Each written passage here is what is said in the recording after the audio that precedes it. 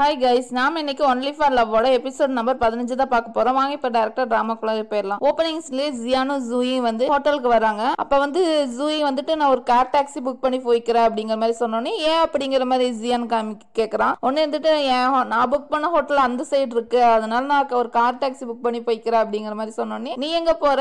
உடனே நான் வந்து ஒன்னா ஹோட்டல் புக் பண்ணிருக்கிறேன், நம்ம இந்த ட்ரிப் முடியற வரைக்கும் ஒன்னாதான் ஸ்டே பண்ண போறோம் அப்படிங்கிற மாதிரி சொன்னோன்னே நம்ம பொண்ணுக்கு பக்குன்னு ஆயிருது. என்னது ஒன்னாதான் ஸ்டே பண்ண போறோமா அப்படிங்கிற மாதிரி சொல்லிட்டு முட்டைக்கணை வச்சு உருட்டி உருட்டி முழிச்சு பாக்குறான். உடனே வந்துட்டு என்ன ஏதாச்சும் சொல்லணுமா அப்படிங்கிற மாதிரி சொன்னோடனே இல்ல அப்படிங்கிற மாதிரி சொல்றாளா. ஓகேவா போலாம் அப்படிங்கிற மாதிரி சொல்லிட்டு நம்ம ஜியான் போயிடுறான். உடனே இவளு பின்னாடி கிளம்பி போயிடுறாளா. உடனே லிப்ட்ல வரும்போது யோசிச்சுட்டே வர்றான், ஐயோ இவரு சொன்னோடனே டக்குன்னு நம்ம வந்துட்டோமே, ஏதாச்சும் நினைச்சுக்கு போறாரோ என்னமோ அப்படிங்கிற மாதிரி சொல்லிட்டு வந்துட்டு இருக்கான். அப்ப வந்துட்டு ரூமுக்கு வந்துடுறாங்க. ரூமுக்கு வந்தோடனே அவன் கார்டு போட்டு ஓபன் பண்ணிட்டு நின்னு பேசிட்டு இருக்காங்களா. அப்ப இருந்துகிட்டு ஐயோ எனக்கு கொஞ்சம் ஆக்வர்டா இருக்குது அப்படிங்கிற மாதிரி, ஐயோ எனக்கு கொஞ்சம் நர்வஸா இருக்குது அப்படிங்கிற மாதிரி சொல்றானா. அவன் இதுவும் அவன் கேட்டுறான். நர்வஸ் பத்தி புரிஞ்சுக்கிட்டு என்ன சொன்ன அப்படிங்கிற மாதிரி சொல்லி டீஸ் பண்ணிட்டு இருக்கானா. அங்க ஒர்க் பண்ற வெயிட்டர் வந்துட்டு அவங்க சூட் கேஸ் எடுத்துட்டு வராங்களா. எடுத்துட்டு வந்து தந்தோடனே அதை எடுத்துட்டு குடுகுடுன்னு ஜூயி உள்ள போய் கதவை சாத்திக்கிறா. ஜியான் சிரிச்சுக்கிட்டே அவன் ரூமுக்கு அவன் போயிடுறான். அங்க போயிட்டு சாசாவுக்கு போன் பண்ணி இந்த மாதிரி வந்துட்டோண்டி, ரெண்டு பேரும் ஒரே ஹோட்டல்ல தான் ஸ்டே பண்ணி இருக்கிறோம் அப்படிங்கிற மாதிரி சொன்னோடனே முன்னாடி ரெண்டு பேரும் ஒன்னா லிவிங் டுகெதர் மாதிரி இருக்க போறீங்களா அப்படிங்கிற மாதிரி கேட்டோன்னே சேச்சா அப்படியெல்லாம் இல்லடி, ஆப்போசிட்ல ஸ்டே பண்ணிருக்கோம் அவ்வளவுதான் அப்படிங்கிற மாதிரி சொல்லிட்டு இருக்கா. சரி அப்படிங்கிற மாதிரி சாசாட்ட பேசிட்டு அவ வந்து கொஞ்சம் அவ ஒர்க்க பாத்துட்டு இருக்கா. அந்த கார் ஆக்சிடென்ட் நடந்துச்சு பத்தியா, அவரோட பிரசிடென்ட் இன்டர்வியூ தான் பாத்துட்டு இருக்கா. அவங்க வந்து சிம்பிளா சொல்லிட்டு இருக்காங்க, இந்த மாதிரி நாங்க வந்து பெஸ்டான குவாலிட்டியில தயாரிச்சோம், இது வந்து எங்க மேல எதுவும் மிஸ்டேக் இல்ல, இது வந்து ஓட்டுன டிரைவர் மேலதான் மிஸ்டேக் அப்படிங்கிற மாதிரி சொல்லிட்டு இருக்காரா. இதைய ஜூயி பார்த்துட்டு என்ன இவ்வளவு சிம்பிளா சொல்றாங்க அப்படிங்கிற மாதிரி சொல்லி யோசிச்சுட்டு இருக்கான். அப்படி ஜியானுக்கு வந்து எஸ்எம்எஸ் பண்றான், நாளைக்கு உங்க ஷெட்யூல் என்னன்னு கொஞ்சம் எனக்கு அனுப்புறீங்களா அப்படிங்கிற மாதிரி சொன்னனே அவனும் அனுப்புனே அவன் செக் பண்ணி பார்த்துட்டு சரி நம்ம நாளைக்கு இங்க மாதிரி சுத்தி பார்க்க போலாமா அப்படிங்கிற மாதிரி சொன்னனே இவனும் ஓகே அப்படிங்கிற மாதிரி இவ்வளவு அக்செப்ட் பண்ணிக்கிறான். இவளுக்கு ஒரே சந்தோஷம் ஆயிடுச்சு, நாளைக்கு நம்ம சுத்தி வைக்க போறோம் அப்படிங்கிற மாதிரி சொல்லிட்டு அப்படியே குட் நைட் சொல்லிட்டு ரெண்டு பேரும் படுத்துறாங்க. இந்த பக்கம் பார்த்தா நம்ம குவாஞ்சி யூ ப்ரொஃபஸருக்கு வந்து ட்ரிங்க் பண்ணிட்டு இருக்காங்க. அப்ப வந்து யூ ப்ரொஃபஸர் வந்து சொல்லிட்டு இருக்காப்ல, இந்த மாதிரி மச்சான் ஒரு பொண்ணை வந்து ரிஜெக்ட் பண்ணணும், ஆனா அவன் மனசு நோகாதபடி ரிஜெக்ட் பண்ணணும், ஏதாச்சும் ஐடியா இருந்தா குடுடா அப்படிங்கிற மாதிரி சொல்றான். ஒன்னு இருந்துட்டு ஏன்டா ரிஜெக்ட் பண்ற அப்படிங்கிற மாதிரி கேட்டோன்னே அவர் இருந்துட்டு ரீசன் சொல்றான், இந்த மாதிரி எனக்கு அந்த அளவுக்கு இன்ட்ரெஸ்ட் இல்லடா, அவ ரொம்ப சைல்டிஷ் பொண்ணு, அதுவும் இல்லாம எனக்கும் அவளுக்கும் ஏஜ் டிஃபரெண்ட் அப்படிங்கிற மாதிரி சொல்லிட்டு இருக்கான். ஒன்னு இருந்துட்டு குவாஞ்சி சொல்றான், பொண்ணுங்க மனசு என்னன்னு நம்மளால புரிஞ்சுக்க முடியாதுடா, அது வந்து ஒரு டிஃபிகல்ட்டான பீஸ் அப்படிங்கிற மாதிரி சொல்லிட்டு இருக்கான். அங்கேதான் நம்ம சாசாவுக்கு வந்துட்டு ஃப்ரெண்டு கூட எல்லாம் கேம் ஆடி ட்ரிங்க்ஸ் பண்ணிட்டு இருக்கான். அதை பார்த்துட்டு குவாஞ்சி வந்து சொல்லிட்டு இருக்கான், உனக்கு அவளை பிடிக்கல அப்படின்னு உனக்கு தோணுச்சுன்னா அது ஓப்பனாவே பிராங்காவே சொல்லிடு, அவன் மனசு கஷ்டப்படும் அப்படிங்கிற மாதிரி எல்லாம் நினைச்சிட்டு இருக்காத அப்படிங்கிற மாதிரி சொல்லிட்டு இருக்காப்ல. இவனும் ஓகேடா அப்படிங்கிற மாதிரி சொல்லிட்டு இருக்கான். சரி நாளைக்கு உனக்கு கிளாஸ் இருக்குதெல்லாம் போய் நேரமே தூங்குடா அப்படிங்கிற மாதிரி சொல்லிட்டு இவனை தாட்டி விட்டுறான். தாட்டிட்டு நம்ம பையவுல சாசாட்ட வர்றான். சாசா வந்து கேம்ல தோத்து போய் ஓவரா ட்ரிங்க் பண்ணிட்டு இருக்கானா. அதை பார்த்தோன்னே இவனுக்கு கொஞ்சம் கஷ்டமாயிருது. ஒன்னு இருந்துட்டு அவ குடிக்க போற ட்ரிங்கை இவன் வாங்கி குடிக்கிறான். ஒன்னு இருந்துட்டு யார்டா இவன் நம்ம விளையாண்டு இருக்க கேம்ல இடையில வந்து இது பண்ணிட்டு இருக்கான் அப்படிங்கிற மாதிரி சொன்னேன்.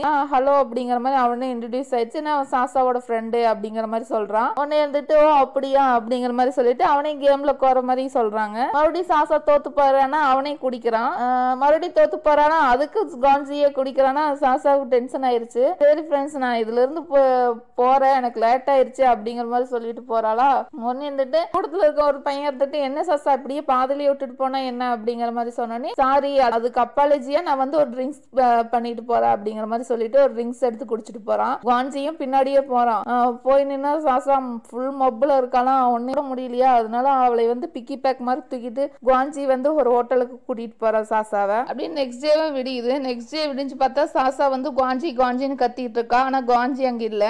2-3 தடவை கத்துறாளா, ஆனா குவாஞ்சியே காணோம். அப்புறம் காலிங் பெல் அடிக்கிற சவுண்ட் கேட்டோன்னே அவன் போய் டோரை ஓபன் பண்ணி விடுறான். அங்க வந்து ஒரு வெயிட்டர் பொண்ணு வந்து இந்த மாதிரி காஞ்சிக்கு வந்து மீட்டிங் இருக்குன்னு போயிட்டாங்க மேடம், உங்களுக்கு எல்லாம் ஃபுட்டும் அப்புறம் ட்ரெஸ் எல்லாமே அரேஞ்ச் பண்ணி வச்சுட்டு போயிருக்காங்க அப்படிங்கிற மாதிரி சொல்லிட்டு போயிருக்கான். ஓகே தேங்க்யூ அப்படிங்கிற மாதிரி சொல்லிட்டு அவன் அந்த ட்ரெஸ்ஸை பார்த்துட்டு இருக்கான். அவனே பழைய மெமரிஸ் வந்து அவளுக்கு ஞாபகம் வருது. குவாஞ்சி வந்துட்டு ஒரு டே ரெண்டு பேரும் தனியா இருக்கும்போது சொல்லியிருப்பாப்ல, இந்த பிளாக் ட்ரெஸ் உனக்கு ரொம்பவே நல்லா இருக்கு, இந்த பிளாக் ட்ரெஸ்ல வந்து நீ ரொம்பவே அழகா இருக்க, பிரிட்டியா இருக்க அப்படிங்கிற மாதிரி சொல்லியிருப்பாப்ல. அதனாலயே எனக்கு இந்த பிளாக்னா ரொம்ப பிடிக்க ஆரம்பிச்சிருச்சு இப்ப அப்படிங்கிற மாதிரி சொல்லியிருப்பாப்ல. அதையெல்லாம் நினைச்சு பார்த்துட்டு அவ போய் கிளம்ப ஆரம்பிக்கிறான். அப்படி இந்த பக்கம் வந்து நம்ம ஜியான் வந்து அவனோட ஒர்க் பார்த்துட்டு இருக்கா. ஜூயி வந்து அவளோட ஒர்க்ல ரொம்பவே பிஸியா இருக்காங்க. ரெண்டு பேரும் மாத்தி மாத்தி அவங்க ரெண்டு பேர்த்தோட ஒர்க்லயே பிஸியா டைம் ஸ்பெண்ட் பண்ணிட்டு இருக்காங்க. அப்படியே ரெண்டு பேரும் முடிச்சுட்டு கரெக்டா வெளியே வராங்க. அட்ட டைம்ல வர்றாங்க. அட்ட டைம்ல வெளியே ரெண்டு பேரும் பார்த்து சிரிச்சிட்டு இருக்காங்க. அப்படி இந்த பக்கம் வந்து நம்ம சாசா வந்து காஞ்சி தந்த ட்ரெஸ் போடவே இல்லை. அவ போட்டு வந்த ட்ரெஸ்ஸையே போட்டு போறா. ஏன்னா அவ எந்திரிக்கும் போது காஞ்சி பக்கத்துல இருக்கும்போதுன்னு நினைச்சிட்டு இருப்பா. ஆனா அவர் ஒரு சொல்லாம கொள்ளாம போயிட்டா அப்படிங்கிற மாதிரி நினைச்சிட்டு இவ கோவப்பட்டு இருப்பா. அப்பதான் நம்ம காமிக்கிறாங்க காஞ்சி வந்து ஒரு பேப்பர் மாதிரி இதுல வந்து எழுதி வச்சுட்டு தான் போயிருக்கா. இந்த மாதிரி நான் கொஞ்சம் வேலை இருக்கு, அதனால நான் போறேன், நீ சாப்பிட்டு கிளம்பிப்போ அப்படிங்கிற மாதிரி. ஆனா நம்ம சாசாதான் அதை பார்க்காம மிஸ் அண்டர்ஸ்டாண்ட் பண்ணிக்கிட்டு அவ வாட்டுக்கு போயிட்டா. அப்படியே நம்ம ஜூயி அண்ட் ஜியான் வந்துகிட்டு அப்படியே அந்த ஊரெல்லாம் சுத்தி பார்க்க கிளம்பிட்டாங்க. அப்படியே ரெண்டு பேரும் போயிட்டு இருக்கும்போது ஜியான் வந்து ஒரு பிளேஸ் பத்தி கேட்கறான். அதை பத்தி அப்டும் பாட்டன் நம்ம ஜூயி சொல்றானா. ஒன்னு இருந்துட்டு ஜியான் வந்து அப்பவே இம்ப்ரெஸ் ஆயிடும்.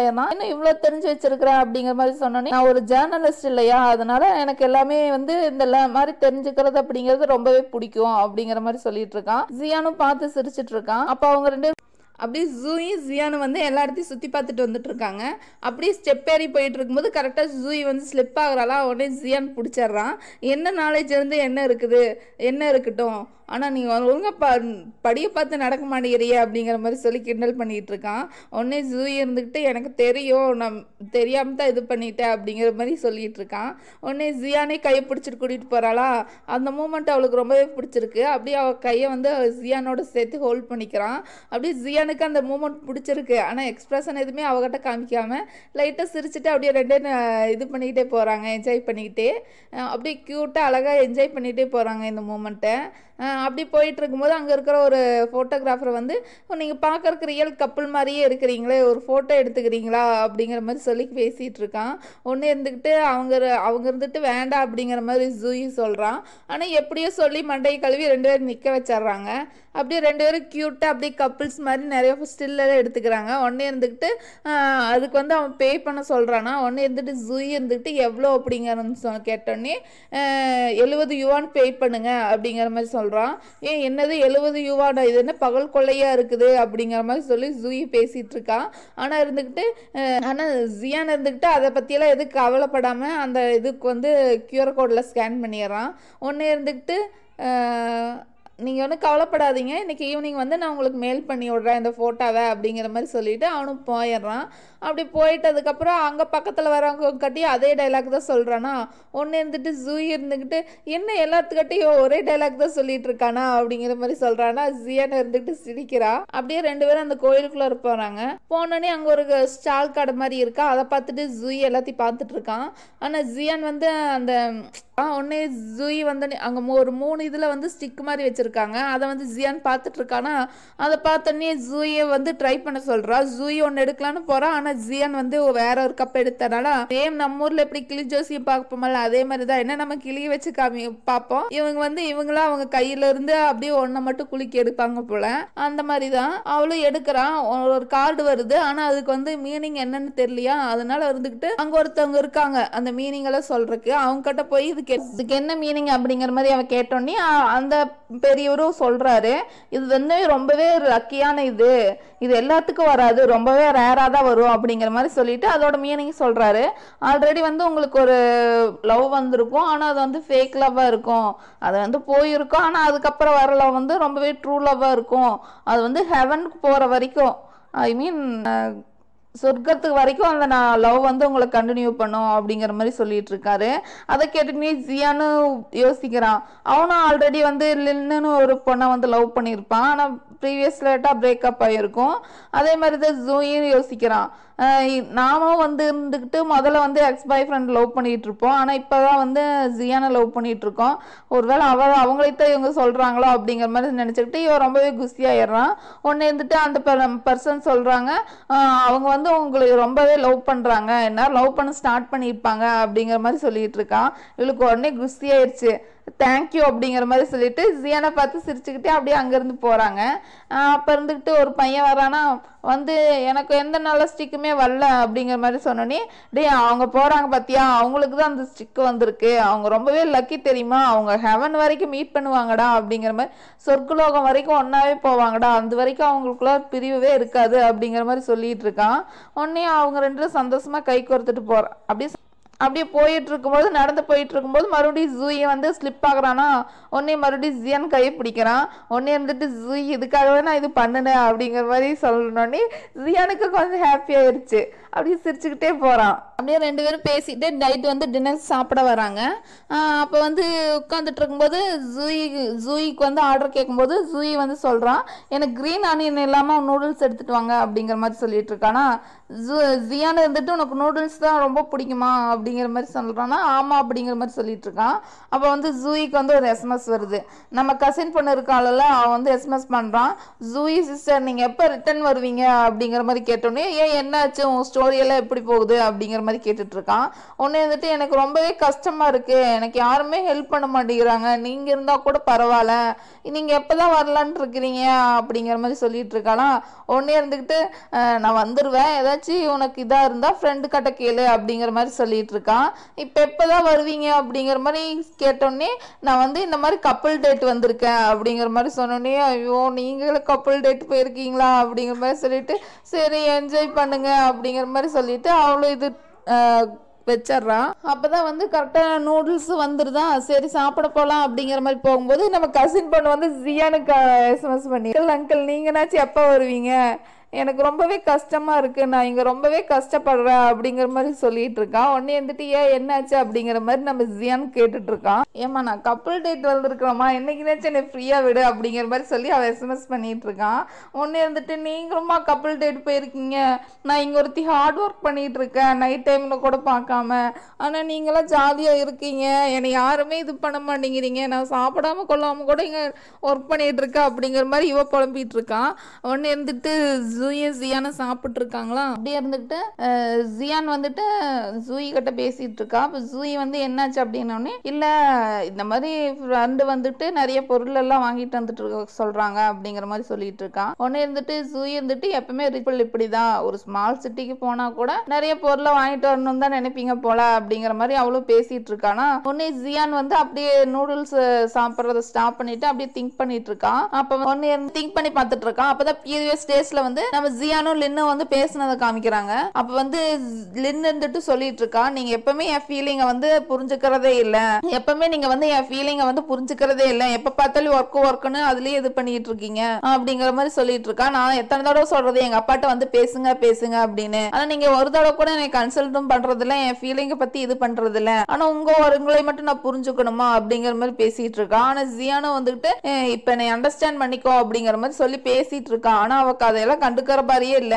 நான் உங்களோட லைஃப் பிளானிங்ல நான் இருக்கிறேன்னா இல்லையா அப்படிங்கிற மாதிரி கேட்டுட்டு இருக்கா. உடனே இருந்துட்டு ஜியானா அதுக்கு எதுவுமே பேசாம இருக்கானா. உடனே இருந்துட்டு நம்ம ரெண்டு பேரும் பிரேக்கப் பண்ணிக்கலாம், அவ்வளவுதான், இதுக்கு மேல நம்ம ரெண்டு பேருக்கு பேசுறதுக்கு எதுவுமே இல்ல அப்படிங்கிற மாதிரி சொல்லிட்டு அவ போயிடுறான்.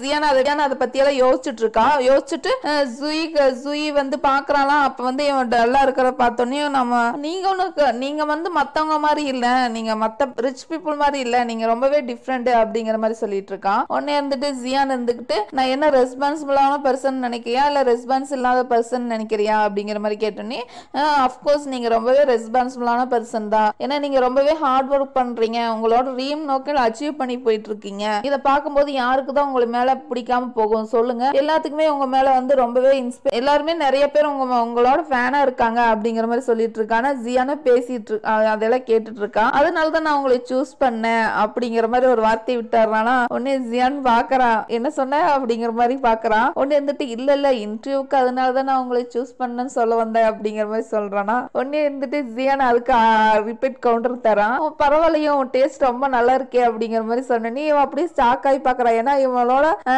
அவ அந்த வார்த்தையை சொன்னதுக்கு அப்படியே இவன் வந்து ரிப்ளை தந்த மாதிரி இருக்கா. அதனால அப்படியே ஸ்டன் ஆகி பாத்துட்டு இருக்கான். அப்படியே ரெண்டு பேரும் சாப்பிட்டு உடனே அவங்க ரெண்டு அப்படி சாப்பிட்டு இருக்காங்க. இங்க வந்து நம்ம கசின் பண்ண இருந்துகிட்டு, சரி நம்ம யூ ப்ரொஃபஸரோட பேசலாம் அப்படிங்கிற மாதிரி யூ ப்ரொஃபஸர் பேசிட்டு இருக்கான். இந்த மாதிரி டின்னருக்கு இன்வைட் பண்றானா வந்துட்டு இல்ல என்னால வர முடியாது அப்படிங்கிற மாதிரி மறுத்தாடுறான். ஒன்னு வந்துட்டு ஏன் உங்க கேர்ள் ஃப்ரெண்ட் கூட உட்காந்து நீங்க டின்னர் சாப்பிட்டுருக்கீங்களா அப்படிங்கிற மாதிரி சொன்னோன்னே அப்பதான் வந்து குவான்ஜி சொன்னது ஞாபகம் வந்திருக்கு. உனக்கு பிடிக்கல அப்படின்னா ஓப்பனா சொல்லிரு மச்சான், நீயே கஷ்டப்பட்டுட்டு அந்த பொண்ணையும் இது பண்ணிட்டு இருக்காத அப்படிங்கிற மாதிரி சொல்லியிருப்பான். அதையெல்லாம் நினைச்சு பார்த்துட்டு இந்த மாதிரி எனக்கு கேர்ள் ஃப்ரெண்டே இல்லம்மா அப்படிங்கிற மாதிரி எஸ்எம்எஸ் பண்ணிடுறானா. நம்ம பொண்ணுக்கு சந்தோஷம் தாங்க முடியல, என்னது உங்களுக்கு கேர்ள் ஃப்ரெண்டே இல்லையா அப்படிங்கிற மாதிரி சொல்லிட்டு துள்ளி குதிச்சு இந்த மாதிரி நம்ம ஸ்டெப்புக்கு போலாமா அப்படிங்கிற மாதிரி கேட்டோன்னே அவர் இருந்துகிட்டு ஓப்பனாவே சொல்லிடுறான், எங்க பாருமா நீ ரொம்பவே சின்ன பொண்ணு, உனக்கு வந்து நல்ல ஒரு பையனா வந்து கிடைப்பாங்க அப்படிங்கிற மாதிரி சொல்லிடுறானா. உடனே இருந்துகிட்டு என்ன இவர் இப்படி சொல்றாரு அப்படிங்கிற மாதிரி ஆபீஸ்ல உட்காந்து புலம்பிட்டு இருக்கான். அப்படி இந்த பக்கம் வந்து நம்ம ஜூயும் ஜியானா வந்து சாப்பிட்டு ஹோட்டலுக்கு வந்துடுறாங்க. சரி நம்ம போலாம் அப்படிங்கிற மாதிரி ஜூயி வந்து கார்டு போடும்போது என்ன இவர் எதுவுமே சொல்ல மாட்டேங்கிறாரு அப்படிங்கிற மாதிரி மனசுல திங்க் பண்ணிட்டு இது பண்ணிட்டு இருக்கான். அப்ப வந்து ஜியானுக்கு வந்து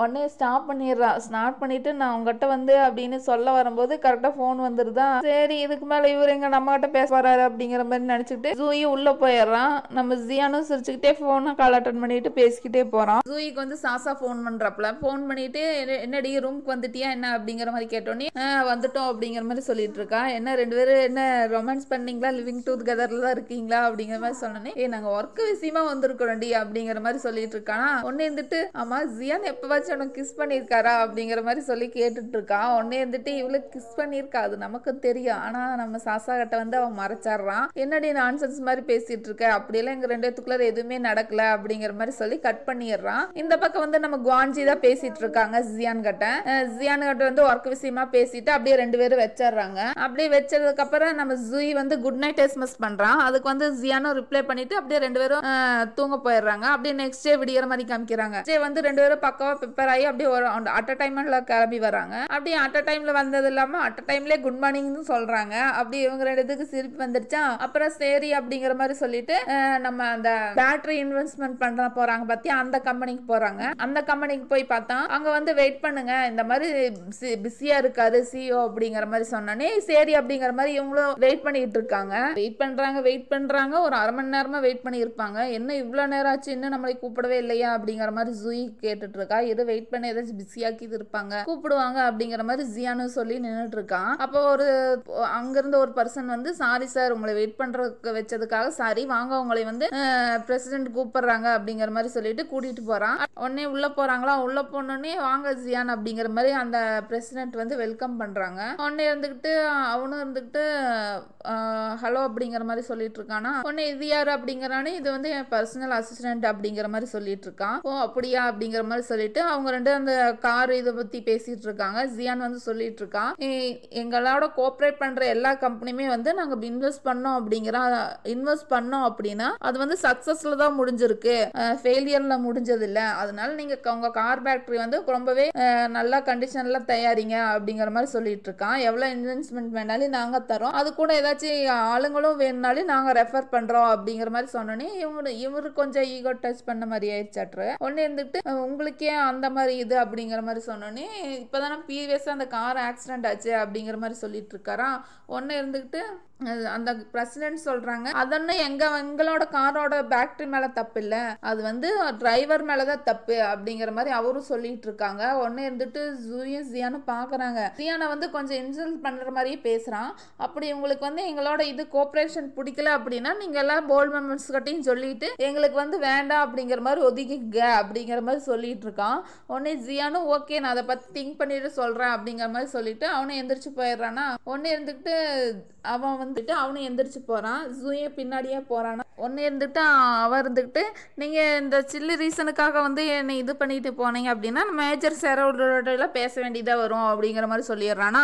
ஒன்னு இருந்துட்டு ஜூயிக்கு வந்து கோபம் வந்துடுது. நீங்க என்னதான் நினைச்சிட்டு இருக்கீங்க, அவர் வந்து உங்களோட கம்பெனில இன்வெஸ்ட்மெண்ட் பண்றோம் அப்படிங்கிற மாதிரி ஒரு நல்ல இதுல வந்து சொல்லி பேசிட்டு இருக்காரு. ஆனா நீங்க அதை கூட பொறுப்படுத்தாம அதை எப்படி சால்வ் பண்ணலாம்னு யோசிக்காம மத்தவங்களை பத்தி யோசிச்சுட்டு இருக்கீங்க. அந்த ப்ராப்ளத்தை எப்படி இன்னும் ஹையா கொண்டு போறீங்க அப்படிங்கிற மாதிரி யோசிச்சுட்டு இருக்கீங்க. அவருக்கு என்ன இந்த கம்பெனி மேல இது செய்தா என்ன, அவங்க உங்களுக்காக நல்லதுதான் பண்ணிட்டு இருக்காங்க. அதை முதல்ல புரிஞ்சுக்குங்க. நீங்க என்ன சொன்னீங்க, ஷேர் ஹோல்டர்கிட்ட பேசுவீங்க அப்படின்னா, இவர் ஒரு வார்த்தை சொன்னா போதும், இந்த மாதிரி அந்த கம்பெனில வந்து குட் குவாலிட்டி ப்ராடக்ட் வந்து உருவாக்குறது இல்ல, அதனால நான் வந்து ஷேர் வந்து இது பண்ணிக்கலாம் அப்படிங்கிற மாதிரி சொன்னாவே போதும், அவங்க எல்லாம் இவர பேச்சு கேட்கதான் செய்வாங்க, உங்க பேச்சு யாரையும் கேட்க மாட்டாங்க. அதனால நீங்க கொஞ்சம் யோசிச்சு முடிவெடுங்க. நீங்க என்ன தப்பு பண்ணிருக்கீங்க அப்படின்னு அதை ரியலைஸ் பண்றது விட்டுட்டு அந்த ப்ராப்ளத்தை பிடிச்சி தொங்கிட்டு இருக்காதீங்க அப்படிங்கிற மாதிரி சொல்லி பேசிட்டு இருக்கான்.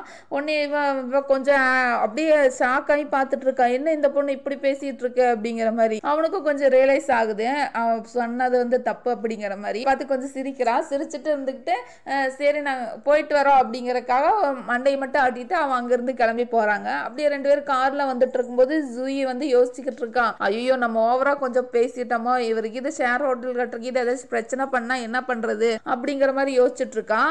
ஆனா அதை பத்தி எதுவுமே ஜியான் கவலைப்படாம வந்துட்டு இருக்கானா, இவளுக்கு கொஞ்சம் இதாயிருது, ஏதாச்சும் தப்பான இது நடந்துருமோ அப்படிங்கிற மாதிரி நினைச்சு திங்க் பண்ணிக்கிட்டே வந்துட்டு அப்படி திங்க் பண்ணி யோசிச்சுட்டு இருக்கான். ஆனா சிம்பிளா இருந்துட்டு ஜியான் இருந்துகிட்டு என்னாச்சு ஏதாச்சும் சொல்லணுமா அப்படின்னு, இல்ல எனக்கு பசிக்கிற மாதிரி இருக்கு அப்படிங்கிற மாதிரி சொன்னேனே டிரைவர் கிட்ட வந்து ஹோட்டலுக்கு போக சொல்லிடுறான். அங்க போய் உட்காந்துக்கிட்டு 2 பேரும் பேசிட்டு இருக்காங்க.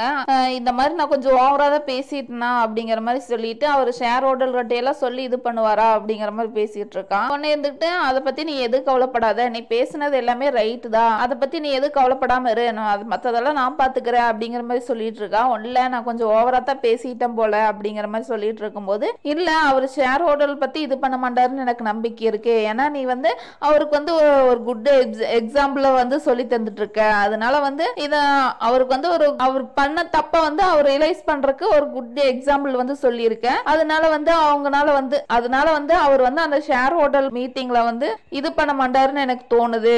அவர் அதுக்கப்புறம் வந்து அந்த பேட்டரி பத்தி தான் இது பண்ணுவாருன்னு நினைக்கிறேன். அவர் வந்து அந்த ப்ராப்ளத்தை எப்படி சால்வ் பண்ணலாம் அப்படிங்கிற மாதிரி தான் திங்க் பண்ணுவாருன்னு எனக்கு தோணுது. அதை வந்து ஹையா கொண்டு போறதுக்கு சான்ஸ் இல்லைன்னு தான் நினைக்கிறேன் அப்படிங்கிற மாதிரி சொன்னோன்னே, நீ ஒரு குட் எனக்கு வந்து ஒரு இன்ஸ்பிரேஷன் மாதிரி ஒரு குட் எக்ஸாம்பிள் நீ தான் எனக்கு அப்படிங்கிற மாதிரி சொன்னோன்னே, அப்படியா அப்படிங்கிற மாதிரி இவளுக்கு கொஞ்சம் சந்தோஷமாயிடுறான். சந்தோஷமாயிட்டு ஆர்டர் தந்துட்டு இருக்கானா. அப்படியே 2 பேரும் சாப்பிட்டு முடிச்சுட்டு வெளியே வந்து வெயிட் பண்ணிட்டு இருக்காங்க. ஆனா கார் வந்து வந்த படம் காணா. சரி நான் கேப் புக் பண்ணட்டுமா அப்படிங்கிற மாதிரி சொன்னேனே, இல்ல நம்ம 2 பேரும் நடந்தே போலாம் அப்படிங்கிற மாதிரி சொல்றாளாம்.